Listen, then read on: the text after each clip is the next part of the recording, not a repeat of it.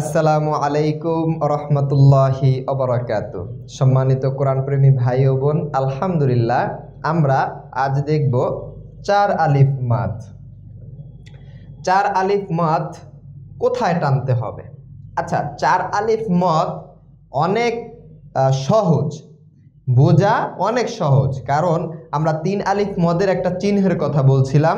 সেই চিহ্ন থেকে চার আলিফ মদের চিহ্নটা একটু পার্থক্য এবং একটু মোটা।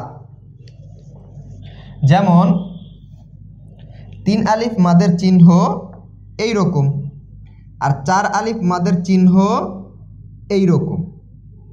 চার আলিফ মাদের সামনে একটু আগা থাকবে, এই রকম হবে, এই রকম। তাহলে চার আলিফ, এটা চার আলিফ, আর এটা তিন আলিফ, এটা তিন আলিফ। আমরা চিহ্নগুলো একটু খেয়াল করি। চার আলিফের চিহ্ন হবে একটু মোটা, আর তিন আলিফের চিহ্ন হবে একটু চিকন। তিন আলিফের চিহ্ন একটু এসের মতো, আর চার আলিফের চিহ্ন একটু ভাঁজের মতন হবে। আচ্ছা, আমরা প্রথমে চিহ্ন চিনলাম, কোরআন শরীফের ভিতরে চিহ্নগুলো দেওয়া আছে।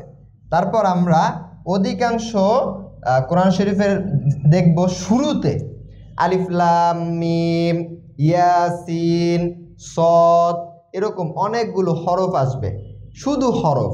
এই হরফগুলোর উপরে কিন্তু চার আলিফের চিহ্ন দেওয়া থাকে।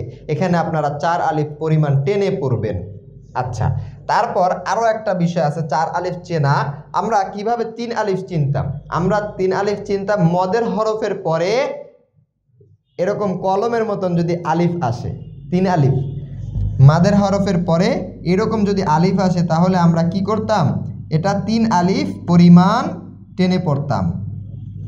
ঠিক আছে? আচ্ছা, কিন্তু চার আলিফের বেলায় আমরা খেয়াল করব ওই তিনটি মাদ, জবরের বাম পাশে খালি আলিফ, জেরের বাম পাশে জজমলা ইয়া, পেশের বাম পাশে জজমলা ওয়াও, খারা জবর খারা জের উল্টা পেশ, এই ছয়টা বিষয়ের পরে যদি এই হামজা আসে, খুবই সহজ, ছোট হামজা, এই হামজা যদি আসে তাহলে কি হবে? চার আলিফ টানিয়া পড়তে হবে। তাহলে তিন আলিফ চিনব কিভাবে?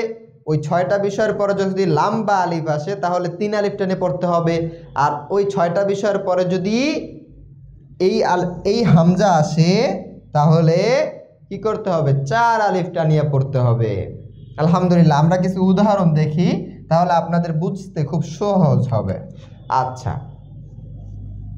তা তা হামজা পেশ তু, তা সিন পেশ, এই যে তা সিন, সিনেকে ধরছে, এর উপরে কিছু নাই, ওয়াওর উপরে কি নাই? কিছু নাই, আলিফের উপরে কিছু নাই, আলিফের উপরে কিছু নাই, লামের উপরে কিছু নাই, এজন্য তা একদম সিনের উপরে কি আছে? তাসদিদ আছে। আপনারা একটু ব্যবহারগুলো দেখব। তু তু সু, সিন পেশ সু, ফা জবর ফা, সুফা। হা, এখানে একটু খেয়াল করেন, এখানে আমরা একটু খেয়াল করি। সেটা হলো, আমরা বলছিলাম কোন হামজা আসবে। মাদের হরফের পরে যদি এই হামজা আসে, অর্থাৎ ছোট হামজা আসে, তাহলে কি হবে? চার আলিফ টানিয়ে পড়তে হবে। আর যদি লম্বা আলিফ আসে তাহলে কি করতে হবে? তিন আলিফ টানিয়ে পড়তে হবে। আচ্ছা, সুফাহা, এখানে কি আছে? এটা মদের হরফ। হা, হার উপরে কি আছে? জবর আছে, খালি আলিফ আসছে, খালি আলিফের পরে কি আসছে? হামজা আসছে। এখানে কি করতে হবে? চার আলিফ টানিয়ে পড়তে হবে। আচ্ছা, আমওয়ালাকুম, হামজা মিম জবর আম, ওয়া আলিফ জবর ওয়া, এই দেখেন এখানে মাদের হরফ। আম ওয়া, লাম জবর লা, কাপ পেশ কু, মিম পেশ মু। মিম আবার ওয়াওর সাথে পড়বেন। মিমের পরে ওয়াওর উপরে কি আছে? তাসদিদ আছে। কুমু, ওয়াও, ওয়াও আবার কি করবে? ওয়াও সিনকে ধরবে, ওয়াস, সিন জবর সা, মিম আলিফ জবর মা, এখানে কি হবে? মাদের হরফের পরে হামজা আসছে, মাদের হরফের পরে কি আসছে? হামজা আসছে। আপনারা বলেন এখন কি হবে? এটা চার আলিফ মদ হবে। এখানে চার আলিফ পরিমাণ টানতে হবে। বিনা আন, এখানে কি হবে? বাজের বি, নুন আলিফ জবর না, যেহেতু মাদের হরফ আসছে, মাদের হরফের পরে এই হামজা আসছে, তাহলে এখানে কি হবে? চার আলিফ টেনে পড়তে হবে। অনেক জায়গায় আপনারা 4 আলিফ মদ পাবেন কোরআন শরীফে। মা আন, মাদের হরফের পরে হামজা আসছে, এখানে কি হবে 4 আলিফ পরিমাণ টানতে হবে। এগুলো কিন্তু সবই কোরআন শরীফের আয়াত। কোরআন শরীফের আয়াত থেকেই আপনাদেরকে উদাহরণ দিতেছি। রিজালান কাসীরান, কাসীরাও ওয়া নিসাআন, এই যে সাআন, এটা কি হবে 4 আলিফ টানতে হবে, কারণ হামজা আসছে। কোন হামজা? হামজার দিকে খেয়াল করতে হবে, আলিফের দিকে খেয়াল করতে হবে। আল্লাযী তাসাআলু, সিন, সিন কি আসছে? সিনে উপর জবর আছে এবং খালি আলিফ, আর পরে কি আসছে? হামজা আসছে। এই জন্য কি হবে 4 আলিফ টানতে হবে। এবং লু, লাম ওয়াও পেশ লু, এটাও কিন্তু মাদের হরফ, কিন্তু এই মাদের হরফের পরে কি আসে নাই? হামজা অথবা আলিফ আসে নাই, এজন্য এখানে 4 আলিফ টান হবে না। হানি আন, নুন ইয়াজের নি, মাদের হরফ, তারপর কি আসছে? হামজা আসছে, এই যে হামজা আসছে, এজন্য কি হবে এখানে 4 আলিফ টানতে হবে। তো আমরা 4 আলিফ কোথায় কোথায় টানতে হবে এই বিষয়ে পুরোপুরি গাইড পেয়ে গেলাম।